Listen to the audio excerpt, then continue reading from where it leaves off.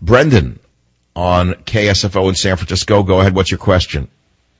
Hey, Mike. I'm about to be a father of 2 girls in a month, 43 years old, and any general advice, I just want to be sure I don't spoil them. I'm sorry, you want to be sure what, Brendan? That we don't spoil them. But we are older parents, first-time parents.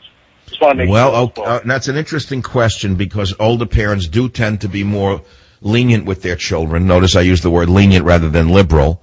But it doesn't mean that you're going to spoil them if you give them love. I mean, you see, this is the challenge parents have, which is how are you lenient with children without turning them into spoiled brats is really what you're asking, correct? Exactly. Okay. Just by the fact that you ask that question means you already know the answer. You yourself will know. See, let me give you some advice, which is what you're asking for. I remember, we're going back a long time now, when we were going to have my first child. I didn't know how to be a parent. What did I know? I was a graduate student. I didn't have 2 cents in my pocket. I had no guidelines. I was afraid to be a father. I didn't know what to do. And I had an uncle, it's very interesting, who had no children himself. And he was a lovely man, and he said to me, just love your child and everything will work out. And you know what? That's the best advice I ever had. But you have to know how to love your child. It doesn't mean indulge them in every turn, as you can pretty much figure out, right? Yep, exactly. See, now loving a child entails disciplining a child. That's the best love you can give a child. A child is like a puppy in many ways. Who wants to hit a puppy? Nobody. But if you don't control that puppy will do anything it wants. It will mess your house. It might bite another dog, might bite another child if it's a little wild. So you have to put the boundaries on that puppy. It's the same with a child. Children demand discipline.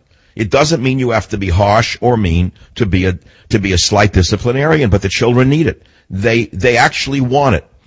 I'm going to give you an example. I'll give you a keen example from my own life. Last week I went to an office party with a company, and there were 2 lovely boys there, just the greatest kids, but they were real Dennis the Menace kids. But they were the way boys should be. They were 2 and 3 years old. They were dressed in beautiful little outfits. I loved them to death. They were great. They were running crazy all over the place, jumping on chairs, banging on the window, picking up wine glasses. It was like right out of a Dennis the Menace cartoon. So you could love them for it.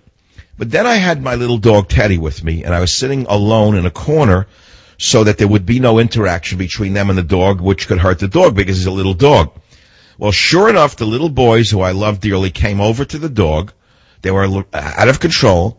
One of them wanted to sit on the dog and ride him like a horse. Fork. I swear to God. So I said to him, no. I raised my voice. I pointed at them. I said, no, you can't do that. They were stunned. No one had ever said no to them. And when the mother left, she said, thank you for saying that to them. So she didn't mind. I didn't do anything to damage them. They wanted somebody to say no. They were looking for their limits. So does that help in any way, Brendan? Yeah, absolutely. And one of the things that really pisses me off about Silicon Valley is, you see little kids go to dinner at restaurants, 5, 6, 7 years old, and the parents as well as the kids are just sitting there twittering each other. Oh, it's awful. I can't take it. If I go in a restaurant and it's 9 o'clock at night and I see children at the table next to me with the liberal parents with a coloring book, I leave the restaurant. I can't eat around Crayola. I just cannot eat around Crayola. There's something about the smell of Crayola and a coloring book that destroys the ambience. I don't know. But the fact is that children should not be in a restaurant 9 o'clock at night. I'm sorry. I mean, it's almost like child abuse. What are they doing in a restaurant 9 o'clock?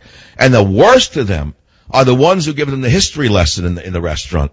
You're eating, you're out for a night after you've worked, and they're giving them a history lesson. So you can hear how brilliant they are, the parents and the child.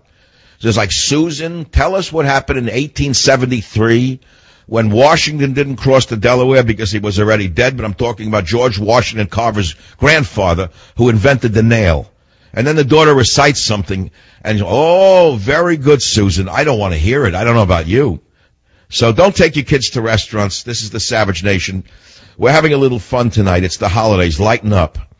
We are talking about personal questions and problems. I'm trying to make it delightful for you because I'm not going to talk about taxes, the fiscal cliff. You first of all, you can get it on the internet in 2 seconds. Secondly, you've heard it all day long if you listen to talk radio incessantly. I can't add anything to it. I will do the news. Absolutely, if there's an important story, such as the North Koreans just launched a rocket and it hit Seattle and wiped out 3 million people. God forbid, I will let you know that. Such as I will let you know that they launched a rocket yesterday that flew over Okinawa and Obama said nothing. Nancy Pelosi said nothing. Leon Panetta said nothing. So, yeah, okay, we got our problems. But the fact is, I'd rather do personal stuff. Oh, I got some good callers here. I can't wait to get back to Ross on WABC, who says he is Jewish and he wants to know how to deal with a racist at work. I cannot wait to sink my teeth into that racist. I'll be right back. Savage.